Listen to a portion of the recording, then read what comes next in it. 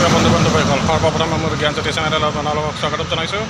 আজি আকৌ এটা ভিডিঅ' মই সদায় আপোনালোকৰ ওচৰলৈ আহিছোঁ। আজি মই খানাপাৰাৰ পৰা জাগিৰোডৰ ফালে আহিছিলোঁ। তো জাগিৰোডত থকা এটা শিৱ মন্দিৰ মই আপোনালোকক দেখুৱাম।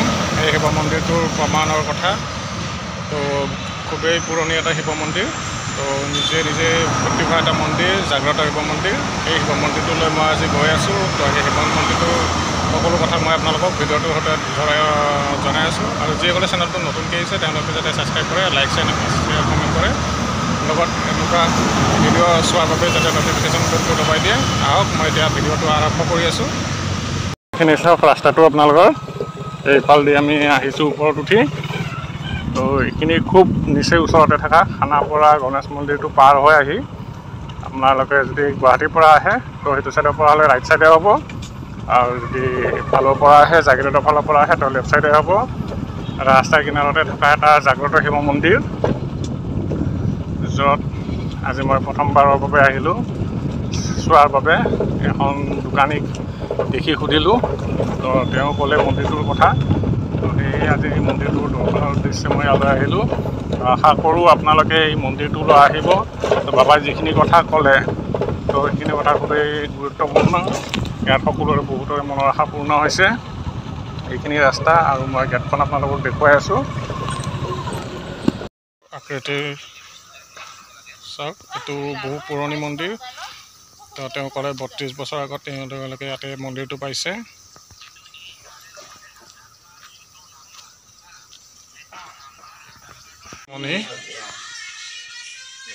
এইটো জাগ্ৰত শিৱ মন্দিৰ।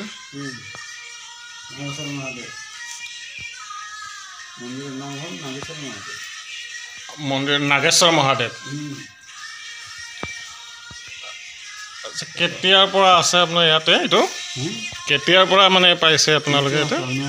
30-31 বছৰমান চলি আছে এইটো মন্দিৰ। ইয়াত আহক, সকলো ইয়াত আহিলে কাৰণে অনুৰোধ জনাইছোঁ। ইয়াত আহিলে সুখ দুখ পানী সকলো কামনা কাৰণে কিছু কামনা কাৰণে আছে, কিছু কামনা সিদ্ধি হ'ব। বহুত ভাগ্যেৰ কথা। ধন্যবাদ। কামনা থাকিব। এটা নহ'লে এটা কাম কৰে, বহুতো মানে চেনেলৰ চৰকাৰৰ মানে যোগাযোগ ডাক্তৰৰ মন্দিৰ আছে। ধন্যবাদ। কথা ঠিক আছে। সকলো শান্তি কৰিম। চাওক, ইমান ওচৰত আমাৰ ক'ব গ'লে খানাপাৰাৰ পৰা অলপ আগত এনেকুৱা এটা মন্দিৰ আছে, জাগ্ৰত শিৱ মন্দিৰ। তো এই মন্দিৰটোত মই বহুদিন মানে আহি আছিলোঁ, মই এই মন্দিৰটো দেখা নাছিলোঁ। তো আজি এই দেখি মন্দিৰটোত মই সোমালোঁ। ইয়াত তেওঁলোকে হোম কৰে আৰু মই গোটেই অঞ্চলটো আপোনালোকক দেখুৱাই আছোঁ মন্দিৰটো। চাওক, এনেকুৱা এটা ওচৰত এনেকুৱা এটা জাগ্ৰত শিৱ মন্দিৰ আছে, যি বামুণজনে ক'লে আপোনালোকক। আৰু বাকীখিনি মই আপোনালোকক গেটখন দেখুৱাই দি আছোঁ, কিদৰে ইয়ালৈ আহিব লাগে। তো সেইখিনি অঞ্চলটো চাই লওক। এনেকুৱা এটা মন্দিৰ, য'ত তেওঁ ক'লে যে ভাগ্যৰ বলত আহি পায় ইয়াত।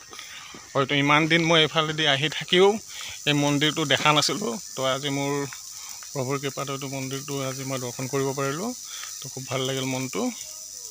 আৰু ইফালে আছে আপোনাৰ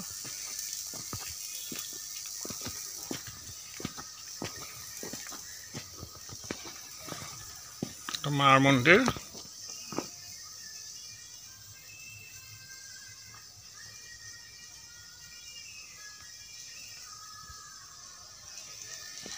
বাকী গোটেইখিনি অঞ্চল মই দেখুৱাই দি আছোঁ আপোনালোকক, কিদৰে ইয়ালৈ আহিব লাগে।